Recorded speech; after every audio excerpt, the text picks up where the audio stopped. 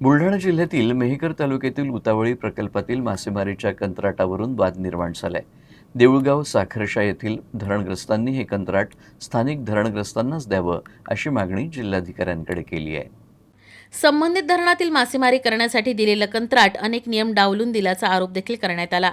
यामुळे मागणी मंजूर न झाल्यास येत्या 15 ऑगस्ट रोजी जिल्हाधिकारी कार्यालय आणि मत्स्य विभागाच्या कार्यालयाला टाळं ठोकणार असल्याचा इशारा देखील देण्यात आला।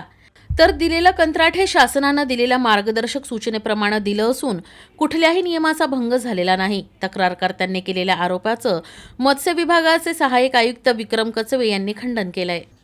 सर, सर्वप्रथम तर आपल्याकडे 3/7/19 चा एक नवीन GR आहे। त्या GRला अनुसरूनच आपण जो तलाव ठेका देण्याची कार्यवाही आहे त्याच्या मार्गदर्शक तत्वानुसार आणि त्याच्या अटी शर्तीनुसारच आपल्याकडून केली जाते। त्यामुळे सदर संस्थेकडून आजपर्यंत कुठलाही नियमबाह्य प्रकार घडलेला नाही। तसेच या कार्यालयाकडून जे पण ते कंत्राट वाटप झालेलं आहे ते आजपर्यंत नियमास अनुसरून असून सदर मागणीकर्ते आंदोलनकर्ते यांची मागणी ही कंप्लीट नियमबाह्य असून ते वारंवार अशा पद्धतीची नियमबाह्य मागणी करत आहे।